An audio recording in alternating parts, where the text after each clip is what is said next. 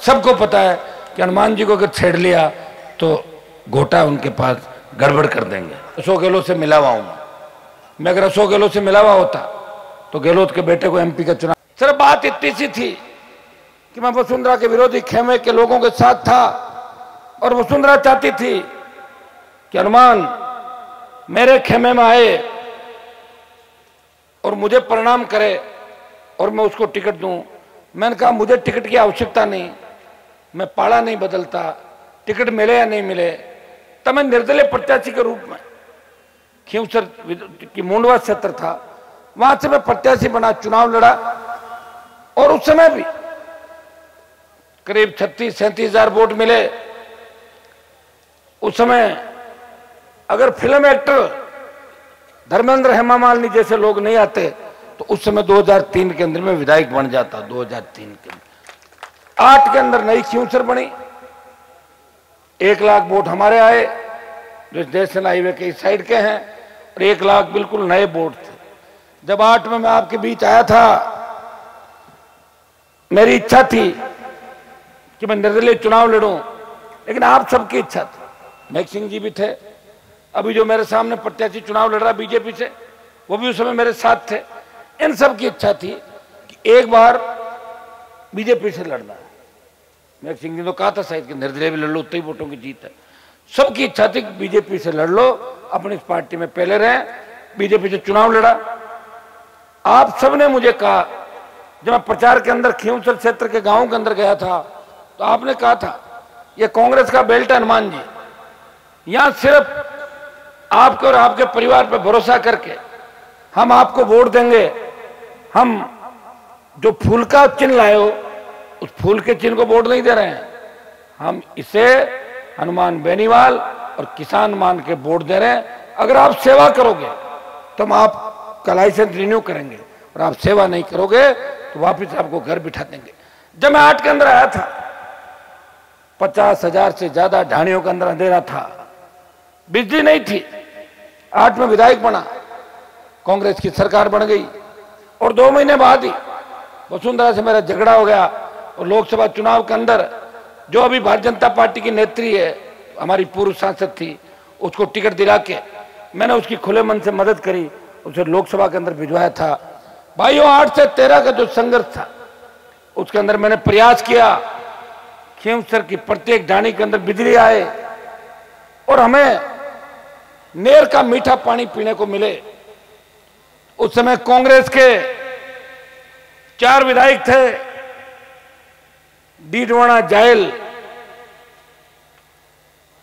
मकराना,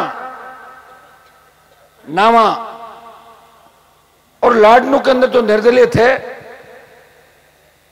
वो कांग्रेस की सरकार में मंत्री थे और हम जो विधायक थे Nagaur BJP, Khinvsar BJP, Merta BJP, Degana BJP और परबतसर बीजेपी।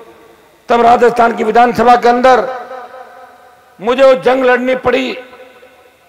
5 कांग्रेस के विधायकों ने कहा कि जो पानी नागौर की धरती पे जा रहा है पीने का, उस पानी को नोखा से जायल, डीडवाना और कांग्रेसी विधायकों के इलाके से निकाल के और बाद में खींवसर की तरफ लाया जाएगा।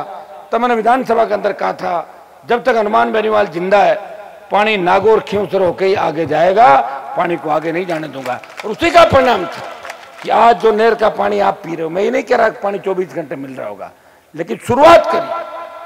पहले नागौर खींवसर के गांवों के अंदर पानी आया, पानी मेरे पूरे जिले को चाहिए था, लेकिन जो जिस हिसाब से पानी की योजना बनी थी उस योजना को नहीं ले जाके उसके बाद दोबारा जब मामला था तो पूरे जिले को पानी की जो शुरुआत थी, आज भी दुर्भाग्य से पूरे जिले के अंदर सिंचाई का पानी, पीने का पानी नहीं मिल रहा। आज भी हमारी कई ढाणियां पीने के पानी से वंचित है।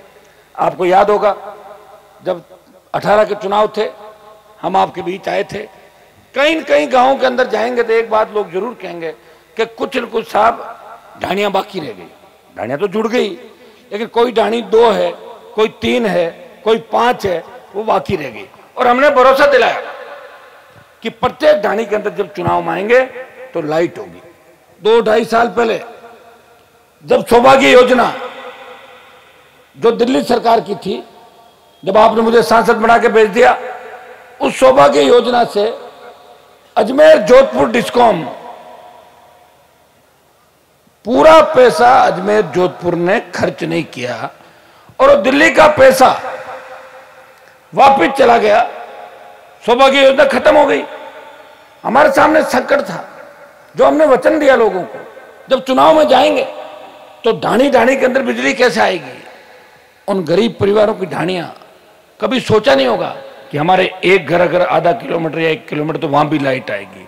मैंने प्रयास किया, संघर्ष किया और दिल्ली में लड़ाई लड़ी, राजस्थान की सरकार को मजबूत किया। मैंने कहा लड़ो लड़ो लड़ो, और दिल्ली में प्रयास किया। उसका परिणाम यह हुआ कि दिल्ली से पैसा वापस लेकर गया हुआ पैसा, और अब ढाणियों के अंदर आपके सारी बिजली लग रही है। आप ये मत कहना कि अभी सारी लाइट हो गई, लेकिन पोल लग गए, तार आने लग गए, ट्रांसफार्मर चालू है। लेकिन लोग शिकायत करते तो रुक भी सकता काम 1-2 दिन। हिम्मत रखें, जो काम चालू हो गया वो पूरा होगा। अब की बार आपने एक चीज और देखी होगी कि खींवसर विधानसभा क्षेत्र के अंदर विकास के बहुत काम हुए।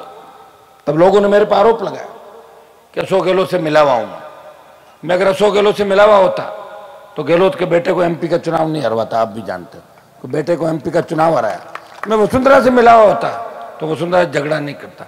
मैं मोदी से मिला हुआ होता तो सत्ता छोड़ के सड़कों में इस तरह नहीं भटकता। मैं मिला हुआ किसी से नहीं हूं। हाँ, ये सही बात है कि मेरा कागज अगर कहीं जाता है तो सरकार उस कागज का सम्मान करती है और काम हो जाता है। तो मिला हुआ थोड़ी हूं, काम तो होगा ही मेरा। और काम इसलिए होगा, सबको पता है कि हनुमान जी को अगर छेड़ लिया तो घोटा उनके पास गड़बड़ कर देंगे, जो काम हो जाता है तो काम हो जाता है। मिला हुआ थोड़ी, काम तो होता ही है। और काम तो जो लोग हमें वोट नहीं देते हैं, हम उनको ये थोड़ी कहते हैं कि आपने वोट नहीं किया। आओ साहब पधारो।